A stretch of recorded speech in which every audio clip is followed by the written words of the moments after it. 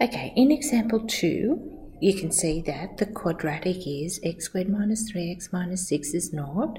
I've identified A, B, and C, and highly encourage you to do that at the beginning of your solution as well.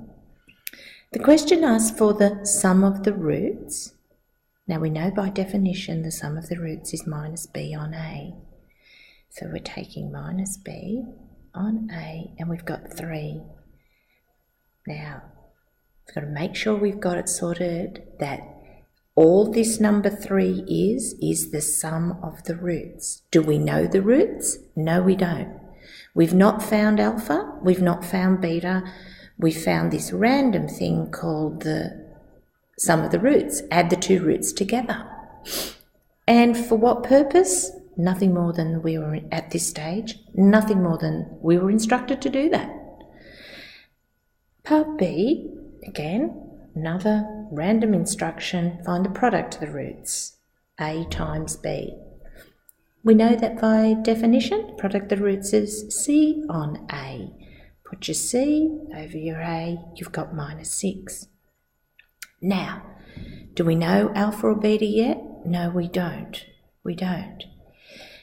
We're then asked to find 1 on alpha plus 1 on beta.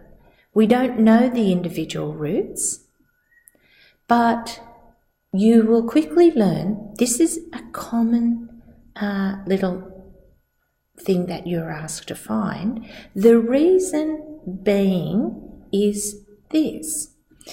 If we are to take this little hint which says, remember how to add the fractions, get a common denominator, etc. If we take what they gave us and simplify it. So what do we know about 1 on alpha plus 1 on beta? We're adding together 2 fractions. Well, let's do that and see what happens. You'll know that to add fractions, you need a common denominator. So I'm just writing the sum as it originally was, and I'm going to create a common denominator. The common denominator would be alpha beta.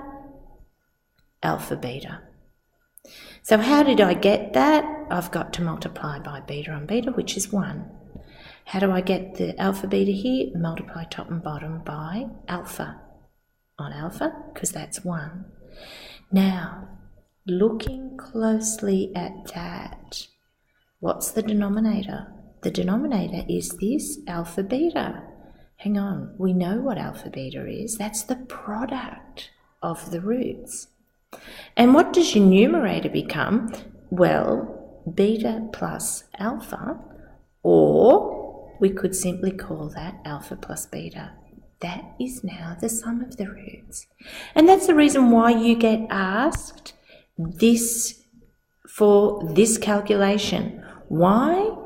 Because simplifying that produces the sum of the roots over the product of the roots. However, you won't be told that. You'll have to work it out. You'll have to show that 1 on alpha plus 1 on beta actually turns into sum of the roots over product of the roots. Now, knowing that, we've got our answer for sum of the roots. That's here. And so that is a 3. We've got our answer for the product of the roots. That's here. It's negative 6. And 3 on negative 6 is negative a half. What are you ever going to do with negative a half? Absolutely nothing. Why are you asked to do it? It's just a little exercise, I guess, in practicing algebraic fractions, making connections between, or it's really about recognising this pattern. Okay, what is going on in the next part that they're asking you to find? This alpha squared plus beta squared. We have never found alpha, we've never found beta. We've found things like sum of the roots, product of the roots, and this random sum of the reciprocal of the roots. Now they're asking for the sum of the roots squared. Now, and it'll only probably be because I'm going to show you how we could generate the one root squared plus another root squared that you would ever know to do this. And it's here in this hint. If I was to expand alpha plus beta all squared, now what is that?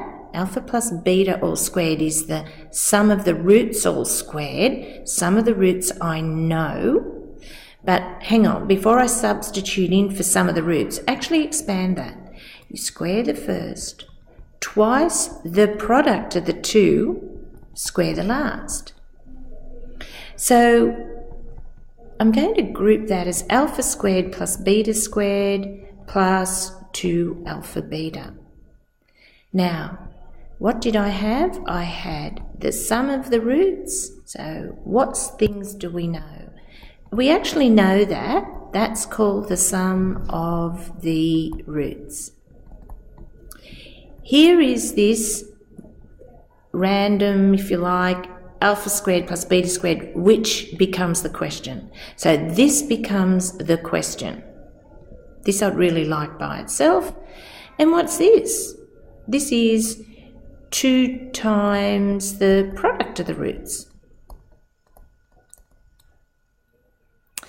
So if I was just to take one more step here, I could show that alpha squared plus beta squared is actually equal to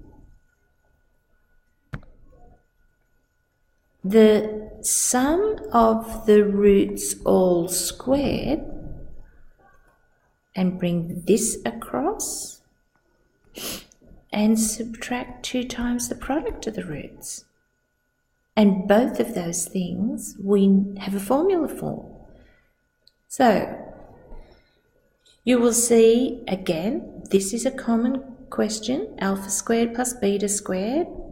You have to know that alpha squared plus beta squared can be obtained by alpha plus beta, sum of the roots all squared, but that's actually too much.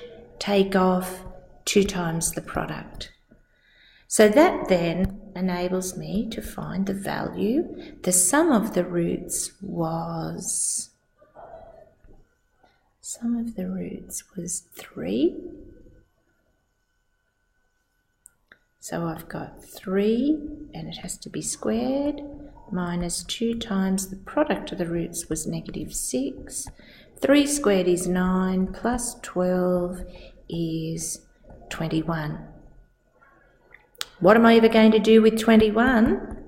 Nothing, absolutely nothing. It's not going to help me to graph. It's not going to help me to understand anything about this quadratic. I just know that's the sum of each root squared is this number 21. I'm going to stop the video there.